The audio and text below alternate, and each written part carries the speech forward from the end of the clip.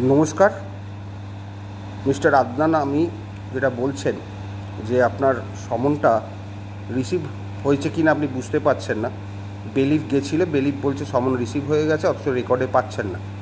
তাহলে আপনি একটি কোর্টে একটি পিটিশান করে বলুন যে বেলিফ রেকর্ডটা যেন রেকর্ডে, বেলিফ রিপোর্টটা যেন রেকর্ডে গাঁথে, বা বেলিফকে রিকোয়েস্ট করুন রিপোর্টে গাঁথে। যদি দেখা যায় বেলিফ সার্ভিসটা কমপ্লিট হয়ে গেছে, তারপর দেখবেন যে স্পিড পোস্ট বা রেজিস্টার্ড পোস্টের সার্ভিস কমপ্লিট হয়েছে কিনা। যদি ইনসাফিসিয়েন্ট অ্যাড্রেস, নট ফাউন্ড বা নট ক্লেম হলেও ঠিক আছে, নট ফাউন্ড, ইনসাফিসিয়েন্ট অ্যাড্রেস, অথবা যদি দেখা যায় সেখানে থাকেন না, তাহলে কিন্তু নোটিশটা আপনার সার্ভিস কমপ্লিট হলো না, সমনটাও সার্ভিস কমপ্লিট হলো না। সেক্ষেত্রে আপনাকে যেটা করতে হবে, আরেকবার ফ্রেশ সার্ভিস করাতে হবে through bailiff, through speed post.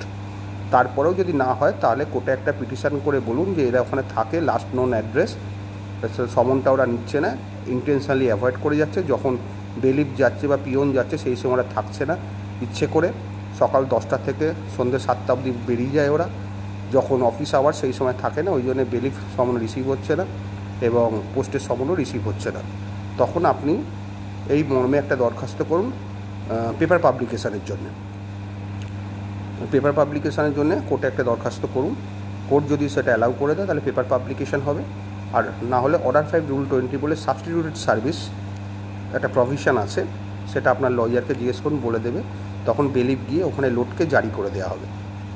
তার দুরকম হচ্ছে, একটা হচ্ছে পেপার পাবলিকেশান, আর হচ্ছে লোডকে জারি, অর্ডার 5 রুল 20।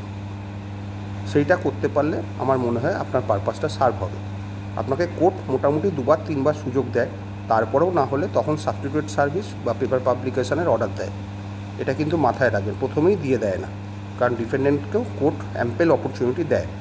অ্যাম্পেল অপরচুনিটি পাওয়ার পরেও যদি ডিফেন্ডেন্ট অ্যাপিয়ার না করে বা সমন না ধরে, তাহলে কিন্তু ওটা পেপার পাবলিকেশান বা সাবস্টিটিউট সার্ভিসের অর্ডার করাতে হয়। সেইটা হয়ে যাওয়ার পরে তারপর পেপার পাবলিকেশান অর্ডার হলো বা সাবস্টিটিউট সার্ভিস অর্ডার হলো, তারপরেও যদি ডিফেন্ডেন্ট অ্যাপিয়ার না করে, তাহলে কিন্তু ওটা এক্স পার্টি হিয়ারিংয়ে পড়ে যাবে। একটু সময় ধৈর্য ধরে রাখুন, বেলিফের সঙ্গে যোগাযোগ করে রাখুন, তাহলেই আপনার কাজটা হয়ে যাবে বলে মনে হয়।